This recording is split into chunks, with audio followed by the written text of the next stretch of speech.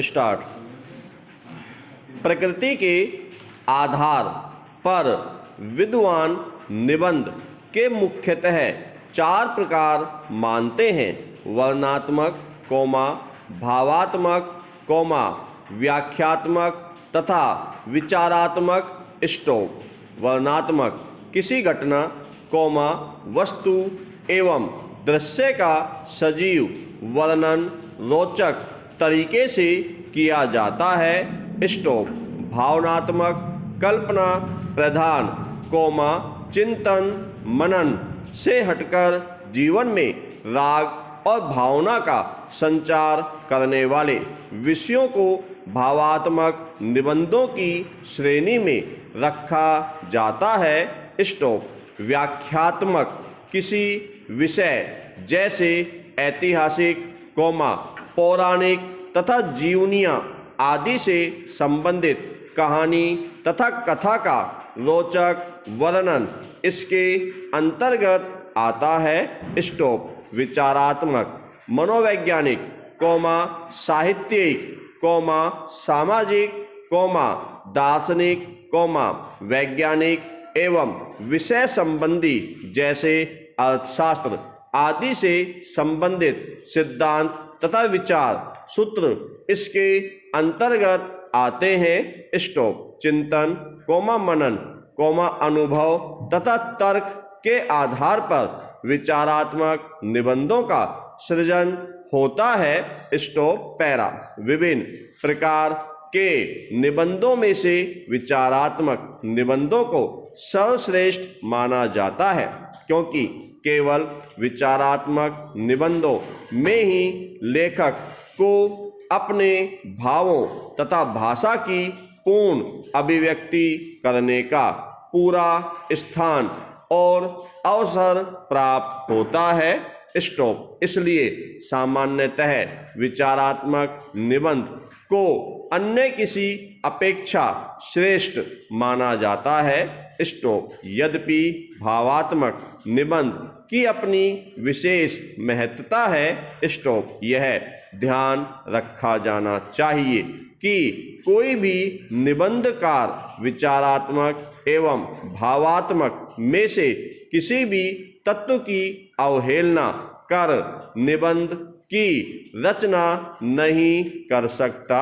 Stop. विचारों और भावों की यथोचित युति से ही उत्तम श्रेणी के निबंधों की रचना होती है। स्टॉप। पैरा। परीक्षार्थियों से निबंध के संदर्भ में जो अपेक्षाएं रखी जाती हैं, उन्हें निम्न बिंदुओं के आलोक में परखा जा सकता है। पहला, विषय का चयन, विचारों की क्रमबद्धता, विषय से निकटता, संक्षिप्तता, प्रभावशीलता एवं अभिव्यक्ति की सटीकता, भाषागत शुद्धि, कथ्य एवं शिल्प का सुंदर समायोजन। स्टॉप। पैरा। निबंध लेखन की दृष्टि से निबंध का प्रारूप अत्यंत महत्वपूर्ण है। स्टॉप। सामान्यतः निबंध को 3 भागों भूमिका या विषय निरूपण, कथ्य या व्याख्या या मुख्य भाग, निष्कर्ष या उपसंहार, में रखा जाता है। स्टॉप। पैरा। भूमिका या विषय निरूपण, इसमें अभ्यर्थी को विषय संबंधी अपने विचारों तथा अपने दृष्टिकोण का परिचय देना चाहिए। स्टॉप। विषय का संक्षिप्त परिचय और वर्तमान स्वरूप भी अभ्यर्थी को भूमिका खंड में देना चाहिए। स्टॉप।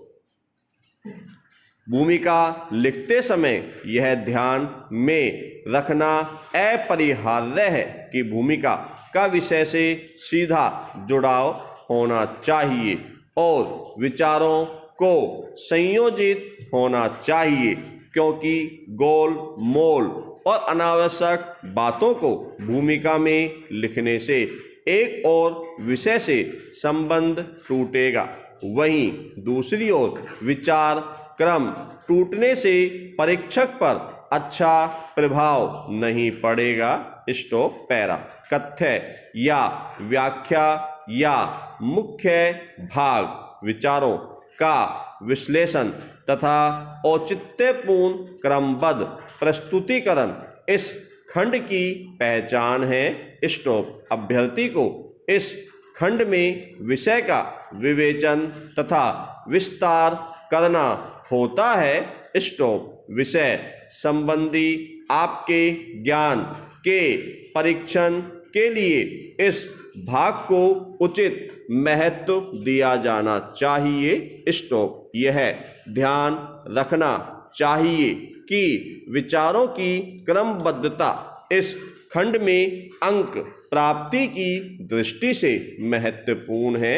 स्टॉप। इस खंड में निबंध की प्रकृति तथा आवश्यकता के अनुसार विषय का समर्थन, खंडन, पक्ष, विपक्ष, महत्व, लाभ, हानि तथा विषय के राजनीतिक, सामाजिक, आर्थिक तथा अन्य पहलुओं का समग्र विवेचन होना चाहिए। Stop para.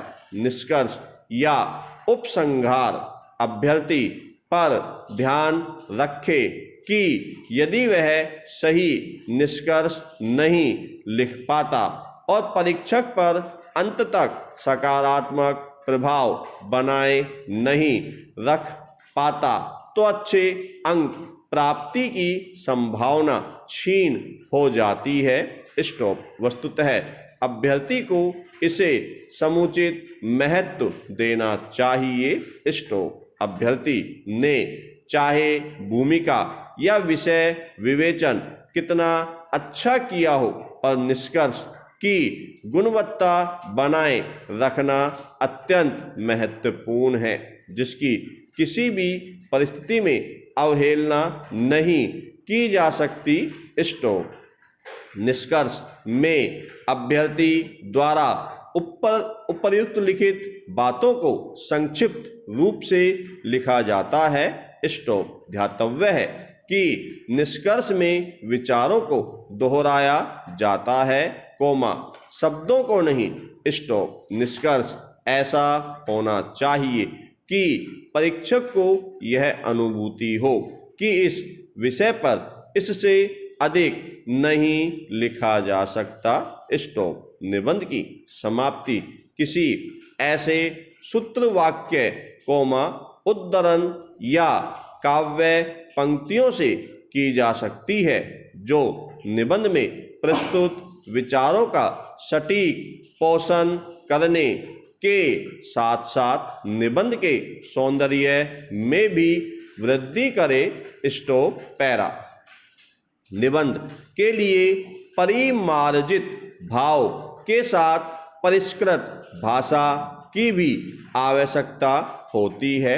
स्टॉप। वस्तुतः शैली, भाव और भाषा के इसी सकारात्मक मिश्रण का ही नाम है। स्टॉप। विचारों तथा भावों का उचित समाहार कर विषय को संप्रेषणीय भाषा के माध्यम से सुस्पष्ट, सुनियोजित तथा सुगठित रूप में प्रस्तुत करना ही शैली कहलाता है।